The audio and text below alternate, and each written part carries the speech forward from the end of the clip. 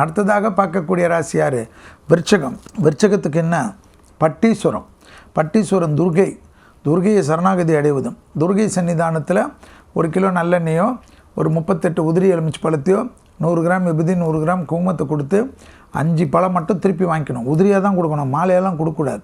துர்கையுடைய படத்தை வாங்கின்னு வந்து வச்சு டெய்லி தீபம் ஏற்றிட்டு கும்பிட்டுட்டு வர விருச்சகத்துக்கு அனுகூலம். இது வரைக்கும் 7ல் இருந்தார் குரு, இப்போ அஷ்டமத்துக்கு போகிறார். அதனால் ஹெல்த்து மட்டும் ரொம்ப கவனமாக பார்த்துக்கணும். ஹெல்த்தில் எதுக்கு? மூச்சு இதய பகுதி ரொம்ப கவனமாக இருக்கணும். சுவாசக்கோளாறு வரவே கூடாது, படபடப்பு வரக்கூடாது. லோ பிபி ஐபிபியில் ரொம்ப கவனமாக இருக்கக்கூடிய ராசி யார்? விருச்சிக ராசி. அதே சமயம் உங்களுக்கு என்ன நல்லது நடக்கும்? கண்டிப்பாக கொடுத்த வாக்கை குடும்பத்திலும் வெளிவட்டாரத்திலும் காப்பாற்றக்கூடிய அமைப்பு ஏற்படும். கல்யாணம் 8ல் இருந்தாலும் குருவுடைய பார்வை 2ஆம் இடத்தில் இருக்கிறதுனால திருமண அமைப்பு கைகூடும். சுபவிரிய பிராப்தம் ஏற்படும். வரவுக்கு மீறிய செலவுகள் காணப்பட்டாலும் அது சந்தோஷ செலவாக காணப்படும். நிலம் வாங்கிறது, வீடு வாங்கிறது, வண்டி வாங்கிறது, இன்டீரியர் பண்ணுறது, புது இன்வெஸ்ட்மெண்ட் பண்ணுறது, வியாபாரத்தை பெருக்கிறது, தாய் வழி உறவு, தந்தை வழி உறவு ஏற்றம் பெறுவது, அனுகூலத்தை தருவது எல்லாம் ஏற்படும். பிள்ளைகள் விஷயத்தில் மட்டும் கோபதாபம் கூடாது. ஏனென்றால் 5ஆம் இடத்தில் சனி அடுத்த 2.5 ஆண்டு காலம் இருப்பார், மார்ச்சிலிருந்து. அதனால் திருக்கணிதத்தின்படி அபிராமி அந்தாதியில் 40, 59, 75 படிக்கக்கூடிய ராசி யார்? விருச்சிக ராசி.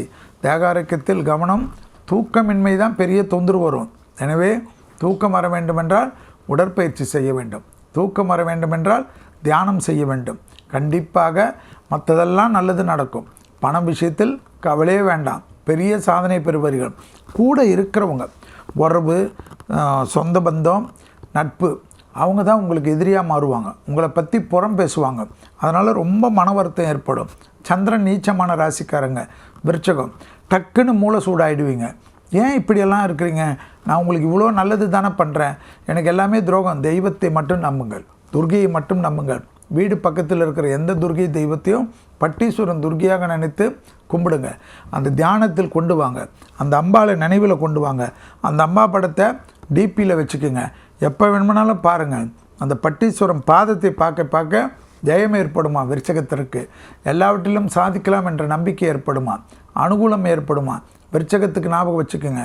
துர்கை வழிபாடு, குருவாயூர் கிருஷ்ணர் வழிபாடு, பெரிய அளவுக்கு அனுகூலம் ஏற்படும். திருச்செந்தூர் முருகர் வழிபாடு, இதில் எந்த கோயிலுக்கு வேணுமா உங்கள் வாழ்க்கையில் நீங்கள் போயிட்டே வாங்க. உங்கள் வாழ்க்கை கண்டிப்பாக அற்புதத்தையும் சந்தோஷத்தையும் அனுகூலத்தையும் நிம்மதியும் மன அழுத்தத்தையும் பரிபூர்ணமாக தீர்த்து கொடுக்கக்கூடிய பரிகாரம்.